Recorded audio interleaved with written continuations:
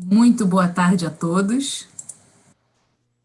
Começa agora mais um webinar do ciclo de webinars da Sobrasp e ONA. Bom, hoje nós vamos conversar sobre trabalhadores da saúde seguros, pacientes seguros. Queria começar agradecendo muito a participação de todos e, claro, lembrando que para acompanhar outros webinars, basta vocês se inscreverem aqui no canal, tanto da ONA quanto da Sobrasp. Bom, o tema do ciclo do webinars que nós estamos começando, que nós estamos fazendo, é Trabalhadores da Saúde Seguro, Pacientes Seguros. E é uma parceria entre a Organização Nacional de Acreditação, ONA, e a Sociedade Brasileira para a Qualidade do Cuidado e Segurança do Paciente, Sobrasp. Além de agradecer a vocês que estão assistindo a gente agora, nós também queremos agradecer aos patrocinadores, a Orbis Engenharia Clínica e também a Abimo. Um lembrete aos participantes, vocês podem ficar à vontade para enviar suas dúvidas, comentários e as perguntas, a ideia é que seja uma conversa interativa, aqui no chat do YouTube. E as mesmas perguntas vão ser direcionadas aos nossos convidados por mim. As sessões todas ficam gravadas no YouTube da ONA e da Sobrasp, e, novamente, convido vocês a se inscreverem nos canais para receber as notificações. Bom, eu sou Laís Junqueira, sou gerente de Qualidade e Segurança do Paciente e Inovação da Elsevier, e hoje eu tenho o prazer de compartilhar tela com duas convidadas. Joyce Lages, que é graduada em enfermagem pela Universidade Federal do Maranhão, atuando na profissão no Hospital Universitário da Universidade Federal do Maranhão, especialista em enfermagem cardiovascular pelo Instituto Dante Pazanese de Cardiologia. Ela também tem um mestrado em Ciências da Saúde pela Universidade Federal do Maranhão, magistério superior na área de enfermagem e saúde do adulto e do idoso, junto ao Departamento de Enfermagem do Centro de Ciências Biológicas e da Saúde. Seja muito bem-vinda, Joyce. Agora eu passo a palavra a você para dar um oi para o nosso público.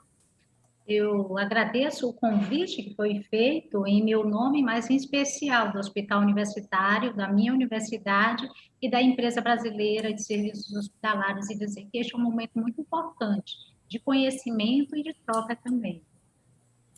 Excelente, muito obrigada, Joyce. Bom, nossa outra participante, com quem eu tenho o prazer de compartilhar tela, é Priscila Rosseto de Toledo, que tem consolidada experiência em gestão de qualidade, segurança do paciente, práticas assistenciais e experiência do paciente, e já atuou em diversas empresas de grande porte, como DASA, Redditor São Luís, Samaritano Higienópolis e UHG. Atualmente, ela é gerente executiva de qualidade e segurança do paciente e práticas assistenciais, da ABP. A graduação em enfermagem, Universidade de São Camilo, o MBA em Gestão Executiva em Saúde, pela FGV, especialização em Gestão da Qualidade em Saúde, pelo Instituto Israelita de Ensino e Pesquisa Albert Einstein, especialista em melhoria pelo IHI e habilitação em Disaster Management e Emergency Preparedness, e também Improving Global Health, Focusing on Quality and Safety. Vou passar agora a palavra para Priscila. Seja bem-vinda, Priscila. Oi, Laís. Obrigada, uma grata surpresa e obrigada à ONA, Sobrasp, pelo convite. Perfeito. Bom, vamos começar aqui a nossa conversa. O debate de hoje, um momento, acredito que seja muito oportuno, uma vez que a pandemia direcionou uma lente de aumento nas questões relacionadas à segurança do paciente, que em muitas instituições já era um processo maduro, mas que acabou ganhando espaço aí na pauta geral, uma vez que a gente ganha um denominador comum, que é o risco de transmissão de infecção. O coronavírus acabou abrindo uma caixa de Pandora e imprimiu uma velocidade muito rápida à atenção e também à adesão das práticas que prezam pela segurança do paciente e, claro, dos profissionais. Esse foi o tema do Dia Mundial de Segurança do Paciente, que entende que a segurança do paciente é intimamente ali conectada com a segurança dos profissionais. O coronavírus, como descrito pela OMS, ele acabou resultando numa amplificação dos elementos que trazem mais estresse ao ambiente de trabalho. Então, a gente tem um risco de infecção, estigma, relatos de violência, e os impactos psicológicos e emocionais são muito grandes, e, claro, a gente teve casos também em que o profissional chegou à morte. Então, o debate de hoje é muito interessante porque a gente traz uma lente justamente na parte da liderança, O papel do líder, como o líder coordena, como o líder consegue fazer com que a segurança do paciente e dos profissionais não apenas seja a pauta, mas seja a prática.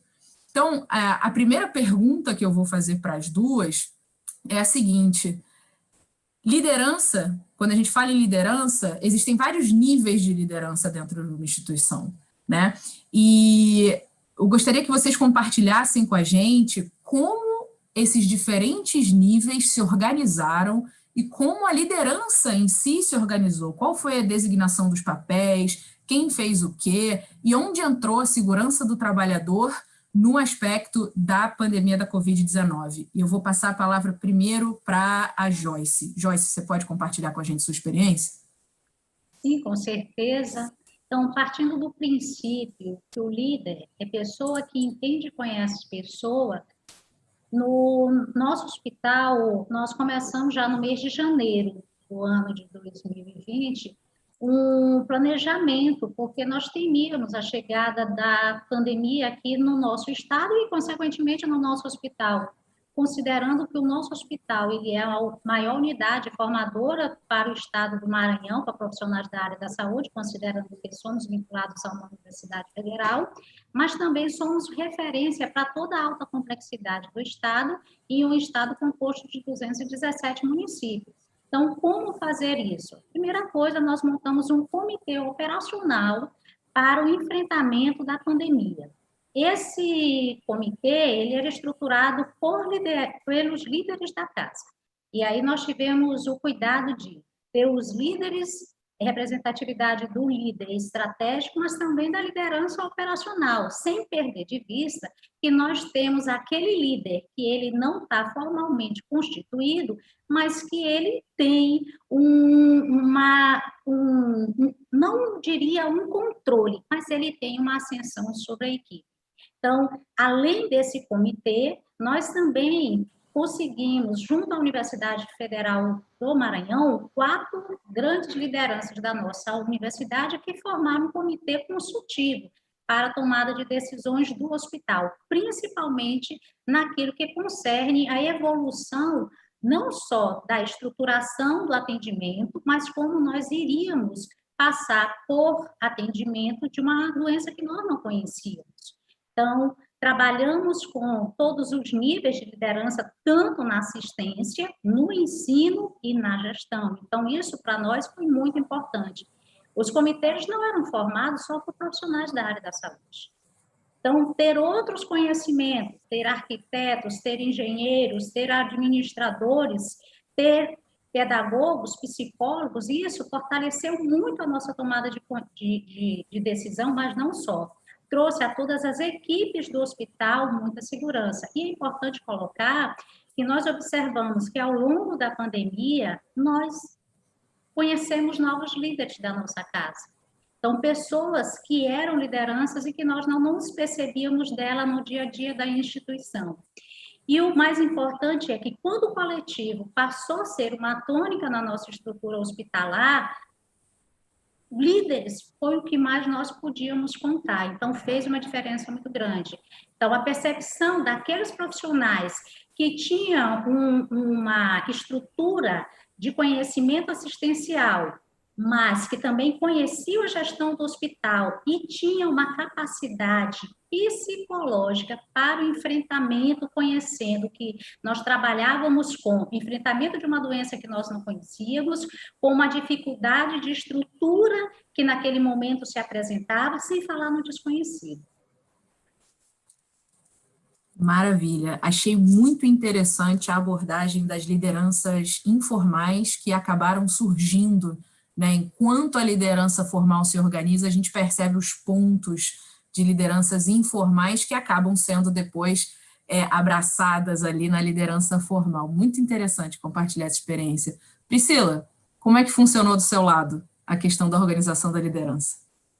Bom, Laís, acho que um ponto importante, eu estou nessa cadeira hoje numa instituição que tem 160 anos, né, tem uma história aí, hoje é o maior complexo privado, polo privado da América Latina, com mais de 1.000 leitos nesses 3 hospitais.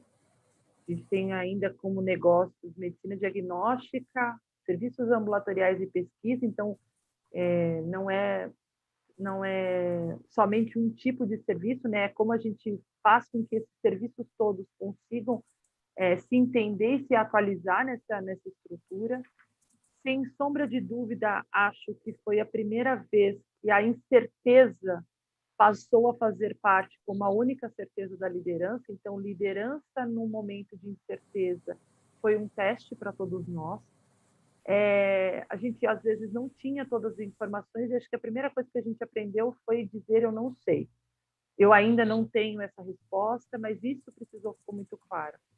A gente se organizou em diversos comitês, desde governança, pensando em como a gente tinha esse contato com o conselho, um comitê técnico, e quando eu falo técnico, nesse comitê de crise, não é um comitê assistencial somente, isso que a Joyce falou é muito importante, é o melhor especialista que eu tenho daquilo. Eu não tenho dúvida de que quando eu estou falando de fluxo de ar-condicionado, eu preciso de alguém que seja da engenharia, da arquitetura. Ele é o melhor técnico.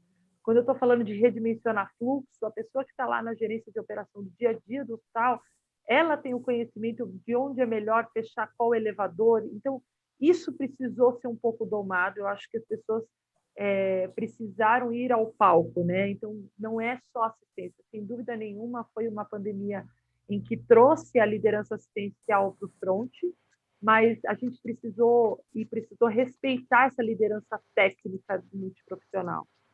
E, sem dúvida nenhuma, como a gente dividiu isso, né, seja na estratégia, no nível tático, no operacional, fez total diferença para que a gente tivesse líderes de ponta. Isso que a Joyce falou é um tema importante, não adiantava nada a gente estar discutindo tecnicamente mudanças de protocolos, que em 20 minutos tudo mudava, né?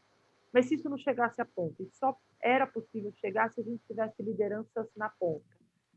Sem sombra de dúvida, quando a gente precisou remodelar como trabalhava, quem trabalhava, a gente começou lá em janeiro, né? Final de dezembro, começo de janeiro, a quarentenar nossos líderes que estavam voltando de viagem. Então, a gente começou esse exercício do trabalho remoto nesse momento. Então, as pessoas que estavam viajando, voltando de viagem de férias, começaram a quarentena porque a gente não tinha informação, né? A gente começou com aquelas listas do OMS que diziam quais eram os países que estavam sinalizados para a gente poder conter, e a gente foi fazendo isso e tendo esse contato com a ponta. Acho que a informação e o que chegava para a ponta precisava estar muito consolidado, e se a gente não tiver esse líder pronto para as mudanças, inclusive, porque eu acho que a incerteza ela não é uma ameaça, ela é um ponto em que a gente pode usar a criatividade de uma forma poderosa, só que se ela não for bem dosada, ela cria pânico. Então, acho que o maior desafio foi tratar a incerteza, porque ela ficou aí no começo da pandemia, a gente ainda tem muita incerteza, né? Mas ela foi o front para que a gente dosasse essa incerteza e o medo para que a gente pudesse tolerar no dia a dia. São públicos muito diferentes. Só de hospital eu tenho 3 hospitais que são completos públicos e especialidades diferentes. Então, eu tenho um hospital que é materno-infantil. Como que essa doença se dava na materno-infantil? A gente foi aprendendo conforme ia acontecendo, como ela atua em pacientes oncológicos, imunodeprimidos, nosso público. Então, a gente precisou criar. E se essa criação não acontecesse com as pessoas, ficaria difícil. Então, acho que trabalhar esses níveis, a gente tinha, então, 3 comitês diários, em que a gente ia nos 3 níveis aí de liderança, né, formais, mas para que isso chegasse na ponta, sem os líderes de ponta e os líderes técnicos, né? Eu brinco que liderança maior que teve jurídico, porque a gente teve uma avalanche de legislações nesse momento, e ela que embasava toda a atuação de medicina do trabalho, segurança do trabalho, a gente faz ou não faz, como faz, EPI, o que a gente direciona. Então, acho que líderes técnicos nas suas áreas foram bárbaros e puderam aí conduzir o nosso trilho até agora. Excelente, excelente contribuição, Priscila. Um ponto que você tocou, que eu achei muito interessante, foi justamente a velocidade de adaptação às mudanças, né? No mundo inteiro, tudo foi acelerado, né? Principalmente as questões relacionadas à Covid-19. E uma das atividades, uma das áreas que sofreu um impacto muito forte foi a jornada de trabalho, porque além dessas mudanças em novos protocolos, novas informações, gerenciamento de EPI, tinha um detalhe importantíssimo, que era o adoecimento de profissionais também. Então, a gente tinha jornadas mais longas, mais curtas, falta de profissionais, e, claro, isso tudo precisa ser gerenciado por alguém. Então, como foi feita a gestão, como a liderança atuou na jornada de trabalho? Queria que vocês compartilhassem um pouco sobre a experiência no início da pandemia e como agora se estabilizou um pouco os aprendizados e, claro, também como a jornada foi percebida, não só pela liderança, mas também pelos profissionais. Vou começar com você, Joyce. Obrigada. Bom, com relação à jornada de trabalho, uma das grandes preocupações que nós tínhamos era a perda dessa força de trabalho. Antes de iniciarmos os atendimentos, nós já tínhamos feito um cálculo de uma possibilidade de adoecimento. Qual era o percentual de pessoas que poderiam adoecer?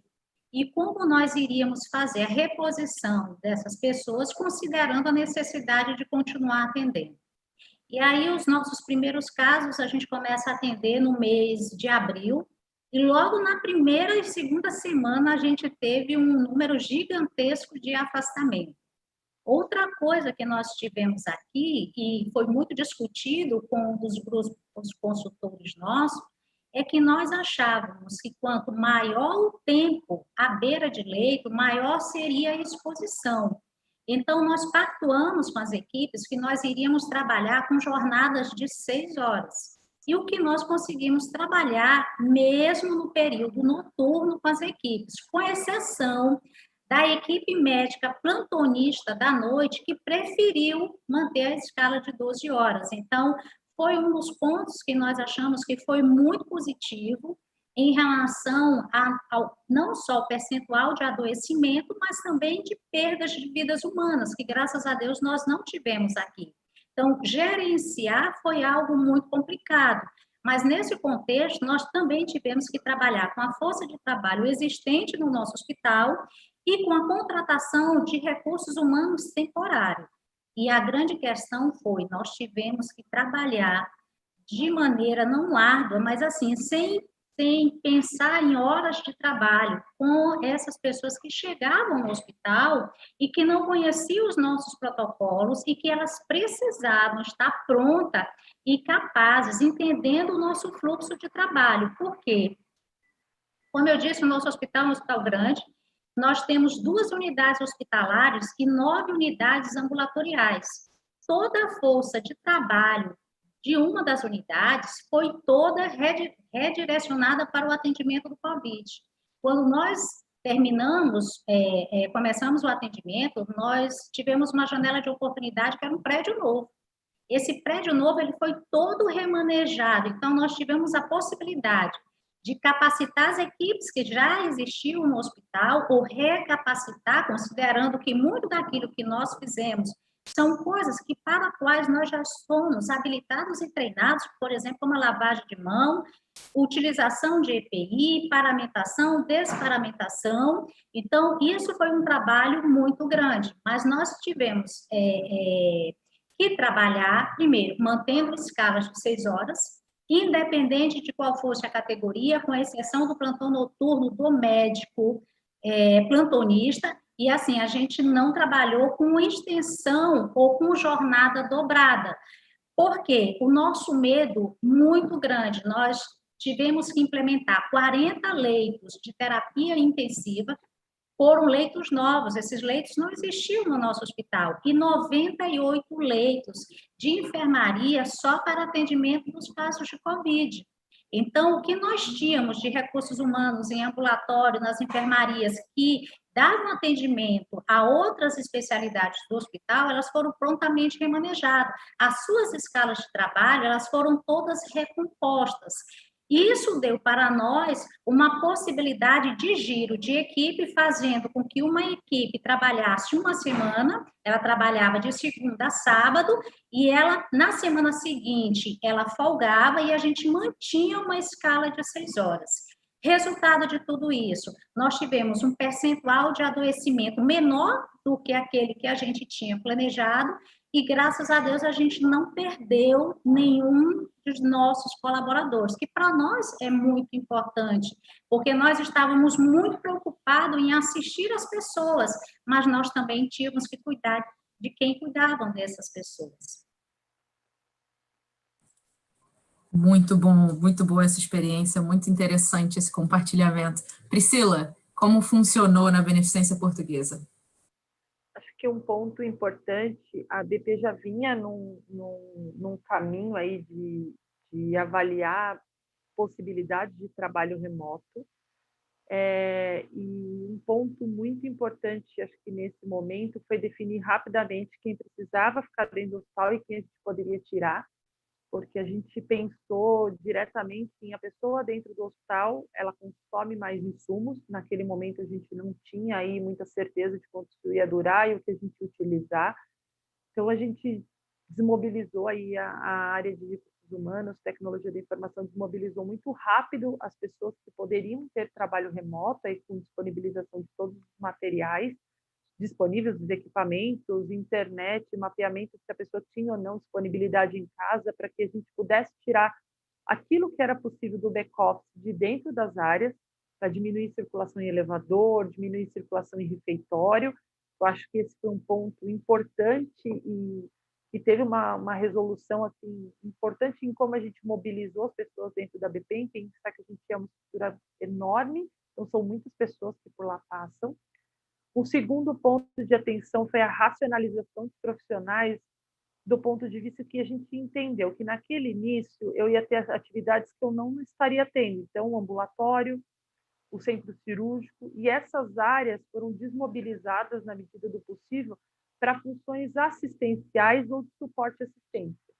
Dia 1º de abril, a gente botou tenda de triagem em todas as portas. A gente tinha 9 tendas de triagem em todas as portas, garagem, entrada de pacientes, e a triagem era feita até então por profissionais da saúde. Então, a gente utilizou esses profissionais para fazerem a triagem, então utilizamos esse pool de profissionais para outras atividades, então a gente usou aquele escalonamento, né? Quem pode fazer o que em que área. E uma coisa importante foi definir, nesse momento ainda, que a gente tinha isso muito claro, hoje a gente já brinca que é uma zona cinza, mas área COVID e área COVID-free. Então, a gente conseguia marcar os funcionários, né, que estavam em cada uma dessas áreas. Medicina ocupacional aí teve um trabalho brilhante de acompanhar esses colaboradores, recursos humanos, para a gente ter isso marcado, né, entender, porque o contato domiciliar também, né, a contaminação domiciliar estava presente. Então, muitas vezes, eu não tinha o paciente sendo o agente transmissor, mas eu tinha a própria casa. Então, isso também precisava estar bem marcado, identificado, para a gente entender o público. Então, esse foi um ponto, acho que, de suma importância. E um terceiro, que foi entender como que a gente iria cuidar desse paciente COVID, do ponto de vista de manter a assistência preservada. Então, ele precisava ter esse cuidado assistencial, mas qual profissional que iria fazer? Por que isso era importante? Primeiro, porque eu utilizei alguns recursos que estão na assistência beira-leito para outra atividade. Então, por exemplo, a farmácia clínica. A farmácia clínica também foi fazer triagem, a farmácia clínica também foi fazer ligação para paciente, para acompanhar algumas células de desfecho. Então, eu precisava ter esse acompanhamento. Então, quem é que fazia? Então, a gente foi segregado, né? As lideranças assistenciais segregaram quais atividades poderiam ser feitas por qual profissional, para que quando eu entre no leito, né, então quando o profissional enfermeiro entrasse no leito da terapia intensiva, ele já pudesse fazer o papel, por exemplo, do script que eu faria de entrevista de farmácia clínica, esse profissional já pudesse fazer o script que eu faria de nutrição clínica, que eu também pudesse fazer. Isso, óbvio, gerou uma sobrecarga a quem está aí disposto na linha de frente direta, que a gente viu isso muito presente na enfermagem, mas isso possibilitou que menos profissionais entrassem no leito e a gente conseguiu redimensionar a assistência melhor. Acho que esse é um ponto importante. A gente sabe dos saberes das especialidades, da importância das especialidades, mas nesse momento a gente também precisava priorizar as entradas nos leitos, Nas áreas que eram Covid, né, nas áreas demarcadas Covid, a gente tinha paramentação completa. Então, não é só disponibilizar o recurso de EPI, por exemplo, para paramentação completa, mas saber que aquele profissional iria gastar, né, uma paramentação completa para fazer uma atividade que era racionalizada em vários pacientes. E como que eu poderia juntar isso e otimizar? Acho que a palavra mais usada nesse momento foi autonomia. Então, a autonomia que o profissional tinha para fazer aquela intervenção e o quanto a gente podia racionalizar. Isso só foi possível porque a gente tem um suporte de informações muito disponível. Então, em tempo real, eu consigo saber qual é a disponibilidade de recursos que eu tenho, de máscara, luva, um catéter específico. Então, a gente tem isso disponível para assistência saber como manejar, disponível como está minha capacidade funcional, pensando que os funcionários não adoeciam só do Covid, né? A gente continuava tendo os outros acometimentos dos funcionários, então também isso muito disponível em tempo real para o gestor tomar essa definição. Acho que a autonomia e a racionalização fizeram a gente ter a certeza que a segurança estava clara e que eu podia, porque o medo era presente, a gente não tinha como negar. Mas com informação fica mais fácil a gente tomar a decisão. E sempre com aquela máxima. Isso a gente não teve vergonha de voltar atrás, por muitas vezes a gente precisou voltar atrás. A gente não saiu na ânsia da notícia. Eu falo que se você me perguntar, o maior orgulho a gente não precisou sair na frente de nada. A gente só saiu quando a gente tinha certeza. Então, a gente só deu a informação quando a gente tinha certeza, quando a gente tinha a melhor informação disponível. Então, eu não sei, e eu não sei mesmo, e amanhã eu devolvo, mais tarde eu tenho informação. Isso foi fazendo as pessoas criarem um respeito. Então, acho que ficou mais fácil para a liderança, que é quem estava lá tocando o dia a dia, transitar isso com mais segurança. Perfeito, Priscila, perfeito. Bom, a gente fala de otimização da gestão dos profissionais que conseguem, por exemplo, trabalhar de casa, né? Você mencionou os profissionais que conseguiam fazer seus trabalhos remotos. Mas a pandemia ela também traz um impacto muito forte nos profissionais que precisaram ficar no front, né?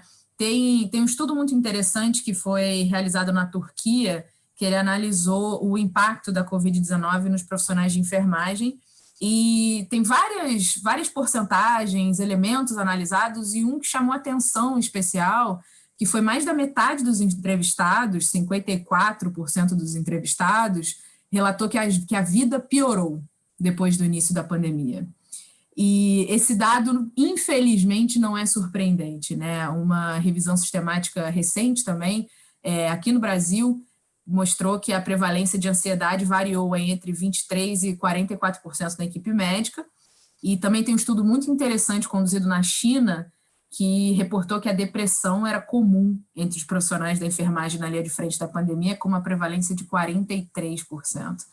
Então, a pergunta aqui ela é simples, mas a resposta é extremamente complexa. Como fica a saúde mental do trabalhador? Joyce. Bom, no caso da pandemia, ela ficou bem comprometida. E aí, a gente atribui isso muito ao desconhecido. Aquilo que eu não conheço vai me causar medo, vai me causar ansiedade, me traz um desequilíbrio mental muito grande. Então, assim, a gente teve que gerenciar o medo, o choro, várias coisas que se somaram. Também as informações que naquele momento eram mostradas, vários cenários que aconteciam, como o cenário da própria Itália, e as pessoas imaginavam que iriam viver um momento semelhante àqueles. Então, assim, o medo foi uma tônica. O primeiro mês, que para a gente foi o mês de março, foi o mês mais difícil, porque após isso as pessoas elas iam criando mais propriedade, à medida que haviam publicações mostrando qual era a evolução da doença, como nós devíamos nos comportar. Então, isso foi trazendo mais segurança, como também a gente começava a atender e ver o resultado dos pacientes. Isso foi um momento que para nós foi crucial. Para tanto, a gente teve que trabalhar com suporte de profissionais que tinham e têm conhecimento para isso. No nosso hospital, nós criamos um projeto que nós chamamos Projeto Proteger. Então, o que era o Projeto Proteger? Nós tínhamos uma equipe de psiquiatra e de psicólogos, eles tinham celular móvel, do qual esse número ele era devidamente divulgado para que todos os profissionais, entendendo a necessidade, podiam fazer o contato direto com eles para um atendimento. Esse atendimento ele era feito de maneira remota, e quando havia a necessidade evidenciada ou pelo psicólogo ou pelo psiquiatra, era chamado para o atendimento presencial no nosso ambulatório. Então, assim, o medo, ele foi de uma monta que, por exemplo, parte da equipe da enfermagem pediu para o hospital que eles queriam atender os pacientes, embora nós estivéssemos trabalhando com turno de 6 horas, mas eles tinham medo de ir para casa e levarem o vírus para as suas famílias. Desta feita, dentro do Projeto Proteger, nós estruturamos, junto com a universidade, um prédio ao lado do hospital, toda uma estrutura para que eles estivessem lá, todo o acolhimento, onde eles pernoitavam não só, tinham alimentação e o acompanhamento de um terapeuta ocupacional, porque enquanto eles estavam lá, a gente tinha que prover algo para que eles fizessem, porque quando nós avaliávamos, embora 6 horas de atividade laboral à beira de leito, mas assim, tinham pessoas que saíam numa condição mental muito difícil, porque às vezes a situação não era só assistir, mas aquele caso em específico, a história daquela pessoa, então isso comprometia bastante. Então, o Projeto Proteger foi algo que para nós foi muito importante, como também o apoio que foi dado pela medicina do trabalho, no sentido de, mesmo identificando aqueles profissionais que foram contaminados pelo Covid, não era só a parte biológica do profissional que estava cometido, mas a parte mental também. E aí a gente fazia o segmento desses profissionais que estavam já, como que diz, liberados da atividade de trabalho em virtude da doença. Então, a gente considera que isso foi algo que ajudou bastante. Ter uma estrutura de profissionais que pudesse acompanhar o processo de adoecimento físico e mental, ter uma estrutura aonde eles pudessem permanecer para aqueles que entendiam que o medo e a contaminação de suas famílias poderiam acarretar grande dano, e a gente entende isso como algo verídico e necessário, mas também aquilo que a gente entendeu que qual é a estrutura que a minha instituição está me dando, qual é o apoio que a minha estrutura, que eu trabalho, fornece para nós. Nós sabíamos que a falta de leito era um problema, nós não tínhamos leito aqui, mas nem na rede privada. E aí o grande questionamento eu trabalho nesse hospital, esse hospital está atendendo muita gente. Se for eu o doente, será que vou ser atendido aqui? Como o hospital iria agir nesses casos? Graças a Deus, a gente montou, e aí não é um líder, não é o diretor de um hospital. A gente viu que, nesse momento, o humano, a sensibilidade do ser humano, o cuidar um do outro, foi algo gigantesco. Porque quem estava aqui, que estava bem, ia, acompanhava, cuidava de quem estava em casa, verificava se precisava de medicamento. A falta do medicamento no primeiro momento, que se achava que era importante e era necessário para o primeiro atendimento do Covid, quando faltou no mercado, quem tinha buscava prover. Então, assim, foi toda uma rede de apoio que foi formado. O hospital se estruturava para assistir os usuários do sistema público que chegavam à nossa porta. E nós, além de assistirmos, tínhamos que também montar uma rede de apoio para os nossos trabalhadores. Então, eu acho que a estrutura de profissionais, a estrutura de apoio que foi organizada no nosso hospital, eu acho que... Agora, eu acho também que, do ponto de vista psicológico, um ponto que ajudou muito foi quando um percebia que era cuidado pelo outro. Entendi. Muito interessante essa experiência. Inclusive, nós já temos aqui no chat algumas pessoas do HU contando sua experiência também, dizendo que o HU não mediu esforços para apoiar e amparar os seus colaboradores nesse enfrentamento. Acho que isso fala tudo, não é, Joyce? Bom, agora eu vou passar a palavra para a Priscila. Priscila, você pode compartilhar com a gente como foi a experiência na BP? Eu acho que um ponto importante disso que a Joyce colocou e que precisa estar claro, né? A gente precisa ter um programa estruturado para ter um apoio para esses colaboradores, independente do tipo de problema que eles tenham, né? Então, isso precisa estar estruturado. A gente viu que muitas coisas foram criadas no momento da pandemia, mas deu mais certo quem já tinha alguma coisa estruturada. A gente, pela primeira vez, vive duas pandemias juntas. A gente teve o Covid e a gente tinha fake news. E isso trouxe uma sobrecarga de informação, que muitas vezes era verdade, mas assim, aquela informação que você ainda não conseguiu apurar, e juntou o medo, e não tem como os profissionais não pirarem. Acho que a gente passou por um período, duas das nossas unidades ficam bem perto ali da região da Avenida Paulista, onde são vários hospitais, e a gente viu os profissionais sendo hostilizados no metrô, né?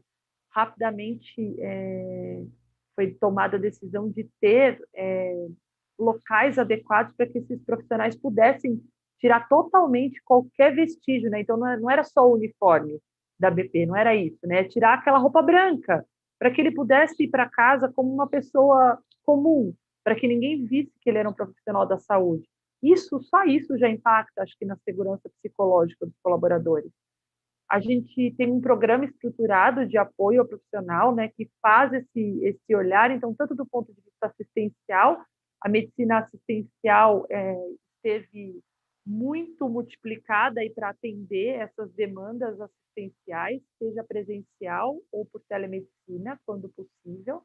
Então, dando esse suporte de informação para os funcionários, essa avaliação para o funcionário e para a sua família, né? Porque pensar que a gente tem aí o adoecimento também da nossa família nesse processo do Covid, e a gente teve um apoio específico emocional. Isso abrangeu todos os níveis, então o nível de gestão teve uma estrutura para trabalhar as questões de medo e incerteza, né? Como lidar com a crise, como que os líderes precisam aceitar, manejar o medo. Como que eu vou tirar recursos, da onde eu vou tirar recursos para manejar isso com as equipes. Então, esse programa foi estruturado rapidamente para todos os líderes, focado nesse ponto, e todos os profissionais médicos e profissionais da saúde puderam usar e usam o programa. Acho que tem um ponto importante que foi trabalhar essas questões com os profissionais, pensando em como eles estão na linha de frente, né? Quem não pôde ir para suas casas teve uma dificuldade, mas pensar que as pessoas que foram para suas casas, que poderiam estar protegidas, também tiveram sérias dificuldades, sejam ambientais, porque imagina 2, 3 profissionais dentro da mesma casa, cada um trabalhando de um jeito, às vezes as pessoas não têm cômodo suficiente para ficar segregada. A gente já viu diversos estudos falando o quanto vários tipos de violência aumentaram nesse momento. Então, os nossos profissionais, aí falando generalizado, Brasil, estiveram expostos não só às questões biológicas, mas às questões emocionais, de violência, de uma forma muito ultrajante. Acho que a gente viu como nunca antes um derrame de informações que causou medo, causou por muitas vezes distócia, porque profissionais trabalham em hospitais diferentes. Não, mas lá eu faço assim, mas aqui eu faço assado. E também para a gente começar a dizer, não, olha, a gente faz isso por isso.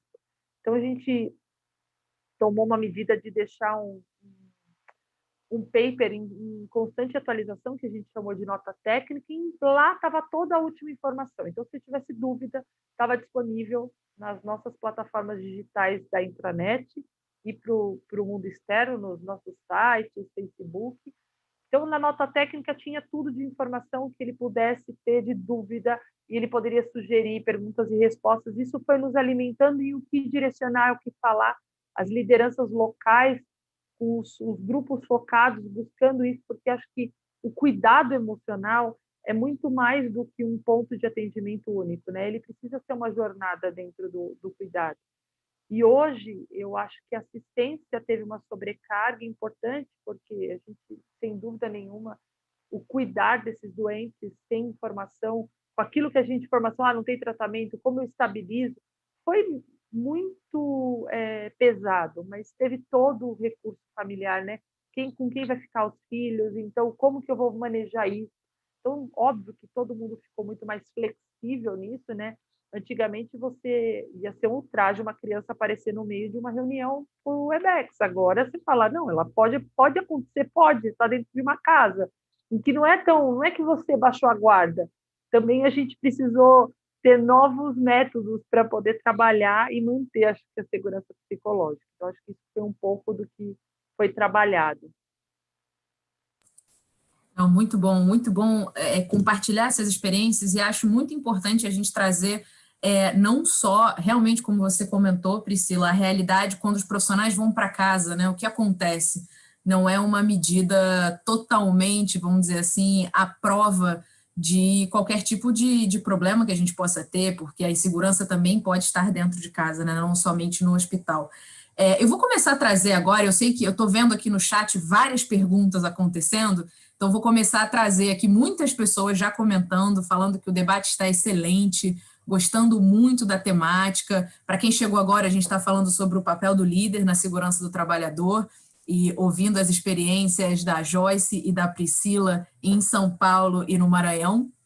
E a gente tem uma pergunta aqui que eu achei muito interessante, que foi uma pergunta do Vitor Grabois, que pede para que vocês falem um pouco sobre a atuação dos núcleos de segurança do paciente, se essa atuação se modificou e qual foi o papel da liderança para isso.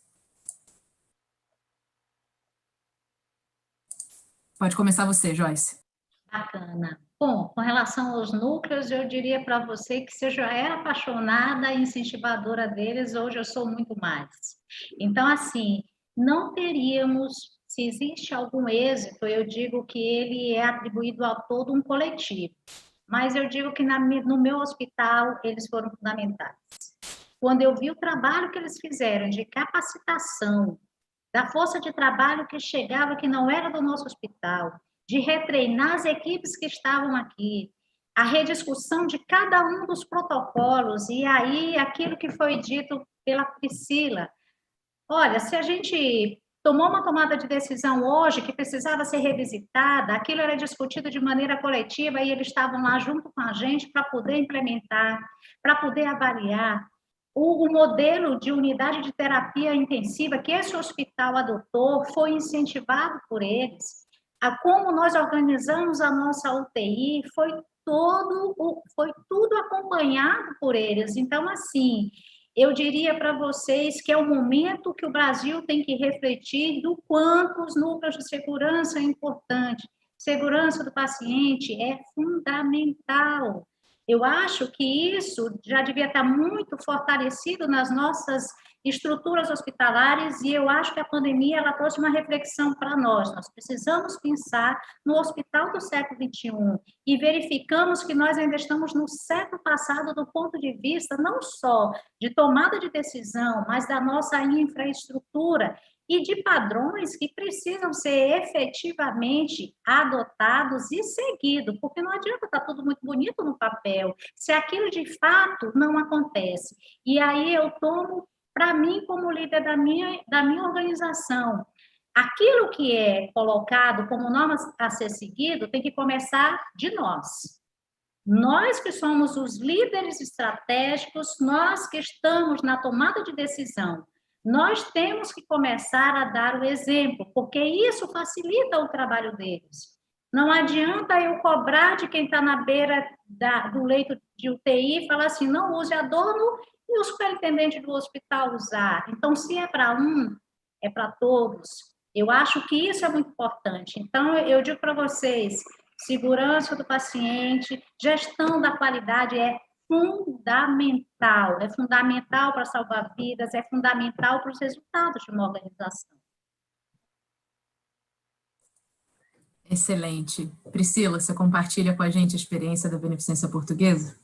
Acho que um ponto importante do que a Joyce colocou é ter claro aquilo que precisa estar funcionando independente da pandemia. Então, qualidade e segurança é condição sine qua non das estruturas funcionarem. Então, não é que é o arroz com feijão, mas assim, a gente tem aquilo que vai para todo mundo, né, que pressupõe avaliação de risco, implantação de barreiras, mas acho que o grande diferencial foi ver aquilo que a gente podia fazer diferente para o desconhecido. Então, sem sombra de dúvida, o que foi discutido, trazido do ponto de vista de barreira para lesão por pressão nesses pacientes que a gente mal podia mobilizar, os pacientes ficaram pronados, e como que eu faço esse manejo do doente para prevenir lesão por pressão e prona? Qual é o dispositivo? Então, isso ficou muito claro. Isso ficou muito à tona no quesito qualidade e segurança da Covid, né? Aqueles olhares específicos, então, o olhar das comissões de óbito que foram... A gente optou por trabalhar uma comissão de óbito específica para a Covid, então, um trial que pudesse olhar todos os pacientes, 100% dos pacientes que foram a óbito por Covid, eles pudessem ter um olhar diferenciado aí multiprofissional também com esse trial.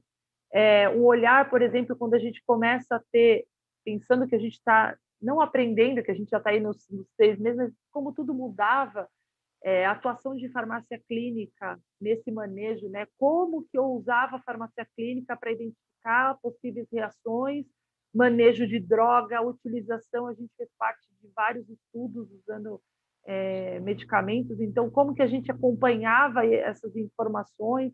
Então, acho que duas coisas ficaram claras, que qualidade e segurança precisa estar estruturado, funcionante, independente se com mais recurso ou menos recurso, precisa existir, precisa estar definido, precisa fazer parte do dia a dia das instituições, porque quando eu defino ter, por exemplo, um equipamento X, porque ele é seguro, a partir do momento que ele identifica que ele apresenta uma falha, tem que estar claro para todo mundo que ele falhou e o que eu faço. Então, eu tenho que fazer esse processo de tecnovigilância, isso tem que estar muito ativo, e tem que estar ativo para sempre. O Covid, eu acho que trouxe para a gente um diferencial, que foi fazer esse manejo de qualidade e segurança em situação de crise, em que tudo está incerto e que a gente precisava priorizar, porque, às vezes, as definições que a gente tomava também precisavam estar baseadas em informações. E se a informação não viesse da ponta, né, a gente não ia ter. Como que eu vou trocar um produto que não está sendo adequado, por exemplo, para fixar uma sonda?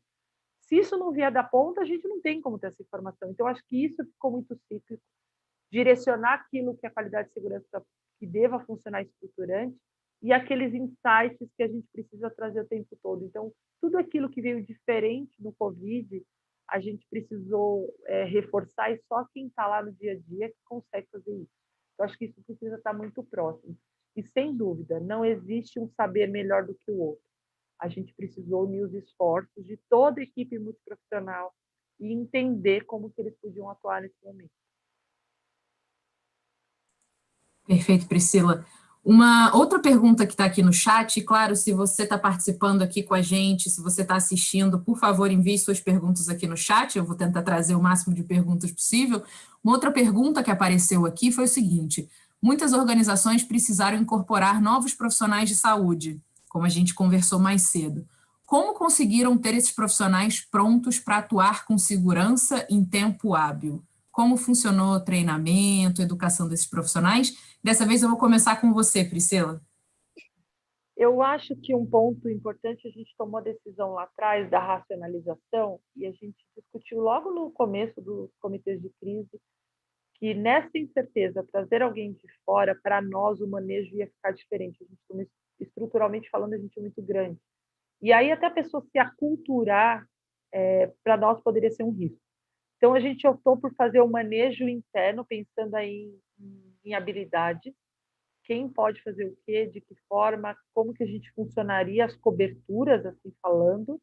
Então, acho que foi um passo importante para nós, porque a gente conseguiu reorganizar as estruturas. Então, medicina diagnóstica, por exemplo, que as pessoas pararam de fazer os exames preventivos na sua maioria. Então, eu tinha lá auxiliares, técnicos, enfermeiros, que puderam ser dimensionados para outras áreas, fazer assistência, profissionais de centro cirúrgico, como que eu fazia a atuação dos profissionais beira-leito nessa segregação Covid e não Covid. Então, a nossa prioridade foi quem está dentro, como ele pode ser utilizado. E aí, a educação continuada, a gente fala loops, né? A gente faz aqueles treinamentos em que a gente vai focando num ponto para as pessoas, que também na hora do desespero não dava para botar ninguém em sala de aula, primeiro que não podia aglomerar, e qual era a informação que era importante. E aí a gente tornou essa educação focada nessas pessoas internas. E a gente teve, ao longo dessa jornada, né, desses 7 meses aí pela frente, a gente teve a substituição, a entrada dos profissionais. Isso foi sendo mais tranquilo do que a gente ter colocado todo mundo de cara. Para nós foi a decisão, e eu acho que para nós funcionou bem usar o que a gente tinha de recurso e racionalizar. Obrigada, Priscila. Joyce, como funcionou no Hospital Universitário? Bacana. Uma das ponderações que nós fizemos, primeiro, eu coloquei que nós estávamos trabalhando com um percentual de adoecimento em cima do número de trabalhadores que nós temos. Por outro lado, um medo que nós tínhamos é porque o trabalhador que está aqui conosco em um turno, ele estava em um outro hospital em um turno diferente. Então, assim, controlar isso é muito difícil, principalmente do tempo, o período de exposição dele e as condições de trabalho que ele teria em outro ambiente de trabalho. Então, assim, o adoecimento para nós era um fato. Teríamos que pensar o como faríamos nisso. E bem colocado também é que aqui nós somos uma instituição de ensino. Aqui a gente conta com residente. Eu tenho residente médico, eu tenho residente multiprofissional, que a gente também sabe que eles têm um giro em outras unidades. Eles são plantonistas aqui e acolá. E isso também nos preocupava, porque nós temos uma obrigação com o nosso aluno. Então, nós trabalhamos, sim, com reposição da força de trabalho, mas para isso existia um critério. Então, assim, a IBSE Nacional, ela fez um processo seletivo muito bom.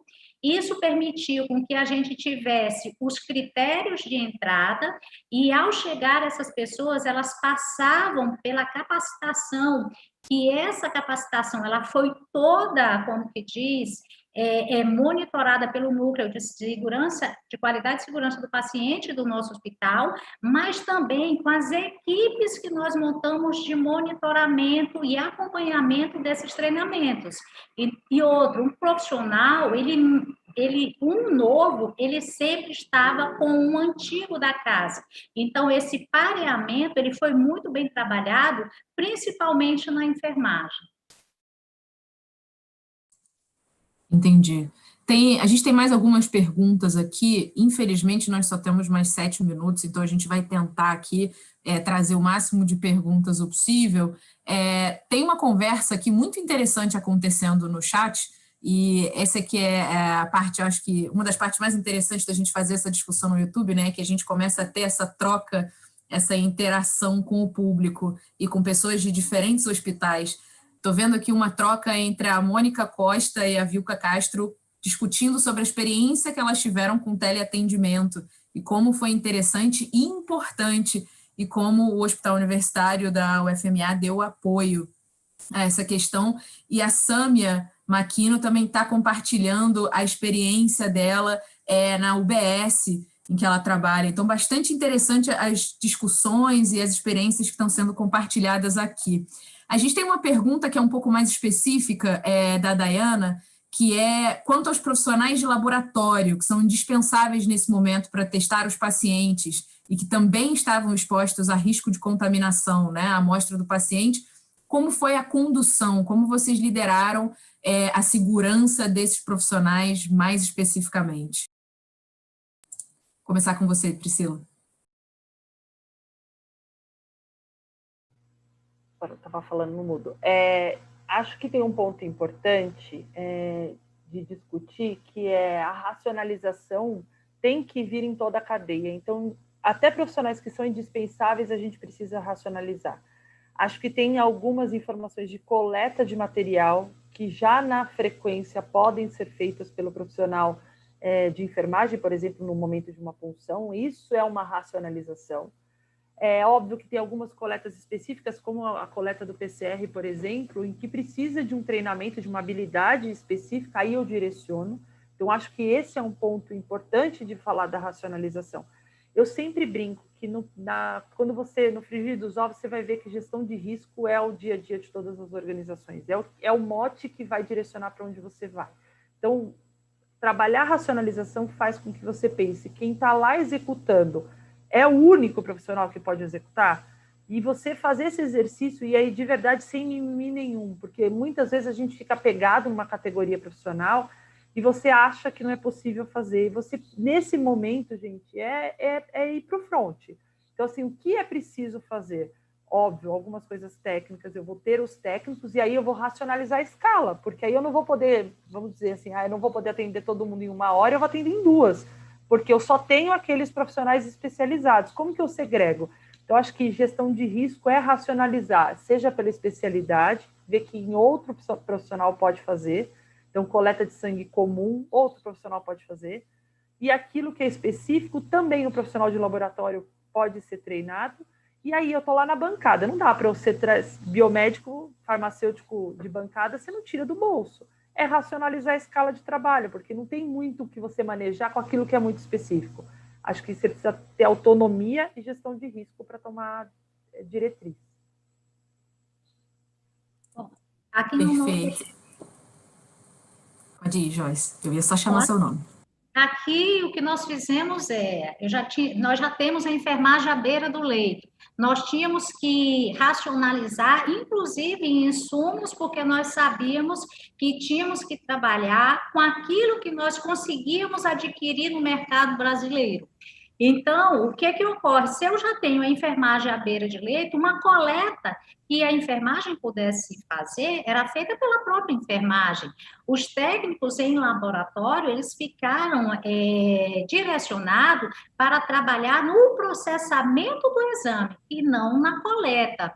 Em casos específicos, como é o caso da coleta do PCR, que era feito principalmente no caso do trabalhador que era suspeito ou numa outra necessidade, aí nós usávamos sim o técnico em laboratório. Mas aquilo que eu já tinha um profissional habilitado, capaz, em condição de fazê-lo, nós fizemos desta maneira. Perfeito, obrigada. Ficou muito claro para mim, a hora passou voando, né? Falta 3 minutos para terminar o webinar. Parece que a gente começou há 5 minutos atrás. Para mim ficou muito claro que a liderança cuidou dos profissionais. Muito claro. E a minha última pergunta para vocês é a seguinte: enquanto a liderança cuidava dos profissionais, quem cuidava da liderança? Começar com você, Joyce. Eu confesso que eu fiz essa pergunta para os meus líderes da casa, se eles tinham se sentido cuidado. E a resposta que eu tive deles foi: olha, a estrutura que o hospital montou não foi só para quem estava na assistência, foi para nós também. E nós nos sentimos cuidado. Mas nós não nos sentimos só cuidado porque nós sabíamos que tinha um teleatendimento, porque tinha um local que eu poderia fazer meu exame, porque eu tinha um psiquiatra para poder conversar comigo quando eu tinha alguma necessidade. Eu me senti cuidado porque naquele momento eu senti que o outro se portava comigo. Então, na minha necessidade, não só biológica da doença, mas na minha necessidade de dizer que estava com medo, na minha necessidade de chorar, eu me senti cuidado. Mas também eu ouvi uma coisa interessante, eles disseram assim, que a preocupação com o outro era tão grande e muitas das vezes eles perderam-se o medo, porque o mais importante era o resultado de assistir as pessoas que eles estavam investidos, não só pela profissão, mas também pelo exercício de humanidade, porque eu acho que foi um momento que todos foram muito tocados, todos. Então, assim, o fato deles sentirem que o líder estava aqui no hospital, que não saiu em nenhum momento, que chegava no mesmo horário que eles chegavam, que saía também junto com eles, me foi dito que isso para eles trouxe segurança, trouxe cuidado. Se você me perguntar, como líder dessa casa, como gestora dela, se eu me senti cuidada, aí eu vou dizer, eu me senti cuidada pelos meus líderes. Quando o núcleo de segurança do paciente chegou para mim e falou assim, professora, nós precisamos cuidar da cadeia decisória do hospital. Se a senhora adoecer, quem vai ficar no lugar? Então, assim, a gente via o cuidado deles com quem adentrava a sala, quando nós íamos para as visitas no âmbito do hospital. Então, assim, isso é o cuidado. Então, sentir-se cuidado pelo outro também foi para nós muito importante. Excelente. Priscila, como você foi cuidada? Eu acho que, sem dúvida nenhuma, cooperação nos leva mais longe. Acho que a gente usou isso durante esse processo que meu diretor, lá no começo, numa das nossas reuniões, falou, lembra que isso aqui é uma prova de resistência. Não adianta gastar todo o fôlego agora, porque a gente não sabe quando termina. Então, acho que eu fui cuidada em todos os aspectos, não só emocionais, de suporte de trabalho, os líderes foram muito bem cuidados. E aí, especialmente, falando da minha pessoa, eu tive a minha família, por meu pai e minhas irmãs, foram contaminadas no início da pandemia. E, assim, eu tive o cuidado e não só a preocupação em como a Priscila profissional estava, né? Porque eu era uma pessoa que lidava com os números Covid, mas dentro desses números tinham as carinhas das pessoas que eu conhecia, né? Então, quando começa a chegar mais próximo, esse cuidado, sem sombra de dúvida, faz a diferença. O suporte emocional que a gente teve, tendo pessoas disponíveis para escutar você, podia parecer uma bobagem, mas você falava assim, então, eu sei que a piora dos sintomas é do 6º ou 8º dia. Poxa, meu pai está no 6º, a minha avó está no 8º, a minha irmã está no 4º. E aí você mistura, né, as informações e você é humano. Então, acho que essa cooperação e essa paixão pelo trabalho precisa ser respeitada e precisa ter suporte. Sem sombra de dúvida, acho que a BP cuidou disso, dos profissionais, e cuidou disso da liderança. E acho que ter passado por isso e estar do outro lado faz você perceber as coisas de um jeito diferente. E, sem sombra de dúvida, uma mensagem no WhatsApp perguntando se está tudo bem, não é só um tudo bem. Tem uma coisa por trás. E essa proximidade, eu brinco que a pandemia deixou a gente longe. Mas ela também deixou a gente mais perto, né? Ela deixou a gente conectado, por muitas vezes até demais, mas ela abriu os caminhos aí para tá tudo bem, olha, vamos lá, mais uma semana acabou, e é sábado, e é domingo, e é feriado, e nós estamos aqui, e assim, e o eu preciso sair. Eu brinquei que eu fiquei fora uma semana e meu chefe brincou, olha, tá fora do telefone, porque vocês precisam reabastecer, né? E isso acho que precisa estar claro, né? Tem um momento que a gente precisa falar, calma, agora eu preciso parar, reabastecer para voltar, porque é uma prova de resistência, e isso eu não tenho dúvida. E acho que cuidar disso fez um diferencial enorme. Obrigada, Priscila, por compartilhar. Infelizmente, o tempo acabou. A gente, na verdade, passou já 3 minutos do tempo. A conversa estava tão boa, acho que a gente podia ficar mais 5 horas aqui conversando, pergunta não ia faltar, e com certeza experiência também não ia faltar para compartilhar. Então, eu queria começar agradecendo muito a presença de vocês duas aqui hoje, com certeza pelas mensagens no chat que estão chegando aqui agora. O debate não só foi de alta qualidade, mas agregou muito, e isso é muito importante hoje, né? A gente quer que a teoria chegue à prática, o que a gente citou durante todo esse webinar. Além de agradecer a vocês, eu queria agradecer de novo aos realizadores do webinar, a ONA, a Organização Nacional de Acreditação, e também a Sobrasp, a Sociedade Brasileira para a Qualidade do Cuidado e Segurança do Paciente. Também agradecer a Orbis Engenharia Clínica e a Bimo pelo patrocínio, e a você, claro, que assistiu, que acompanhou a gente aqui hoje conversando sobre o papel do líder na segurança do trabalhador. Um lembrete rápido, todas as sessões do ciclo de webinars ficam gravadas no YouTube da ONA e da Sobrasp. Se você não quiser perder nenhuma atualização, é só dar like e curtir também o canal, começar a seguir os canais e você vai receber todas as informações aqui no YouTube. Queria novamente agradecer a participação de todos e de todas, e até a próxima. Até, obrigado.